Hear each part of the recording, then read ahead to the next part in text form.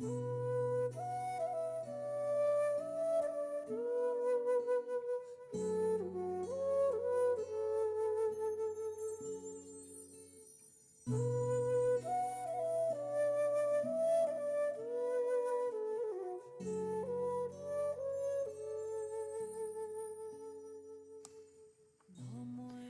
everyone. Welcome back. My name is Jeanay Johnson. I'm the Religious Education Coordinator here at Unitarian Universalist Church of St. Pete. We're going to get right into it and get with our lesson for today. We're going to start by lighting our chalice.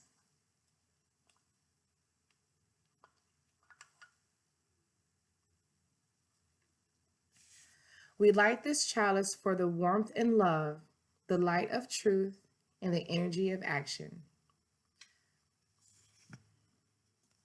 I hope all of you guys are doing well. I know it's a lot. We only have, I believe, 2.5 more weeks of school. Some of our homeschooling students are already completed. Congratulations. Thank you so much. Also, super shout out to our student Mimi that has created a wonderful, wonderful piece of art for RRE. You should see it in the newsletter. And just in case, I'm going to attach it to this video as well. Now, for the offering part that I'm going to do today, I'm doing something a little bit different. I want to state a couple words. We drop our coins in.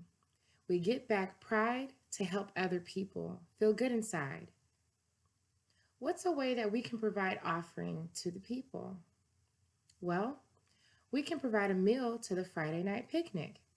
Fresh fruit like bananas and apples are always appreciated as a donation. If you want to learn how you and your family can provide an offering, reach out to Sabina at the email address right here. Now let's flow into our meditation. Let yourself breathe, taking a nice slow deep breath and then let it out. Breathe in and breathe out, deep and slow, breathing in and breathing out. Today is Mother's Day. Here in our congregation, we celebrate all kinds of mothers. We celebrate all kinds of welcoming. Listen to this world of the Unitarian Universalist blessing.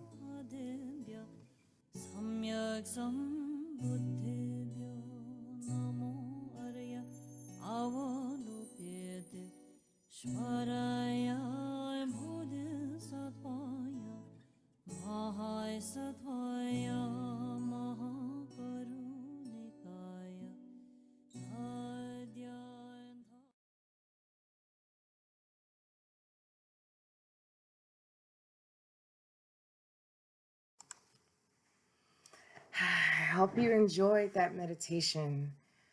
That particular hymn is going to be viewed in the credits if you would like to check that out later.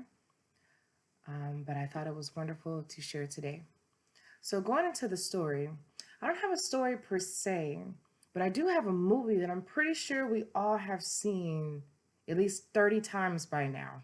And if not, it is a wonderful movie that also represents doorways and thresholds, which is the theme of the month. How many have you all seen Monsters, Inc.?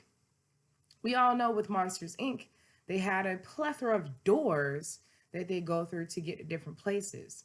Now, to not get too far into the storyline of how they were actually scaring people, we're going to jump to the end of the movie where Sully had to take the little girl back through the doorway. In that moment, he was sad. She was also sad because they didn't want to be apart from each other. But they knew that at that time, it was the best decision for them both to make, for her to return to her world and for him to be there in his own. What he didn't know was when he let her through that doorway, that after it would be repaired, he would come through that same doorway later to an older version of the same child. Now, the awesome suspense that Disney loves to do to us is not show us what that little girl looked like. But I thought it was a wonderful example of how going through a doorway, even though we're not sure what's on the other side, can actually close the door for an ending, and walk into a new beginning. So this also goes into the line of many of our students that's crossing through going to the next grade. We have students going to second grade. We have students coming into elementary school altogether. We have students on their way out to college. Now, college is a big step, but just think of it as a really large high school with even more adults. But just going through these doors and in this time and space right now at the end of the school year, yes, it could be absolutely nerve-wracking and stressful on another degree on top of every other calamity that is happening in this present now. But just know at the end of the day, just take a deep breath.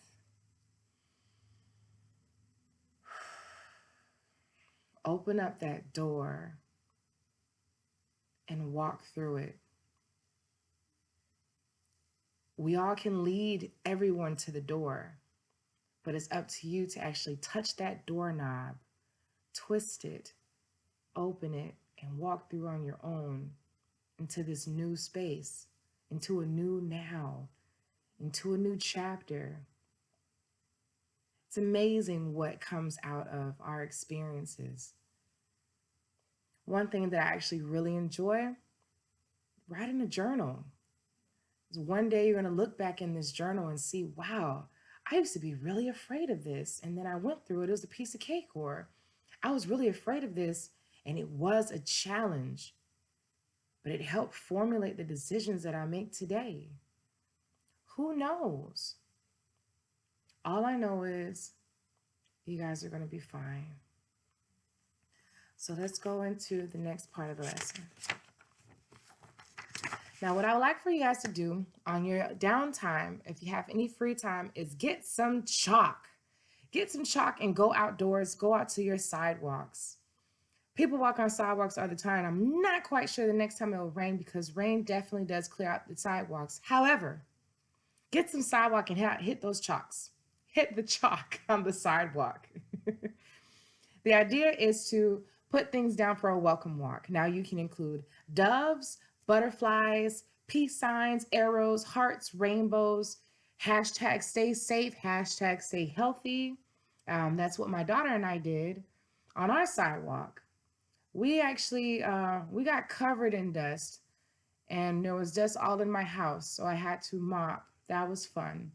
But just taking the initiative to actually provide those messages and just watch people from afar and see how they admire it. Like, wow, kids actually really did something out here. Super cool, super fun. Check out these pictures that we did from our welcome walk.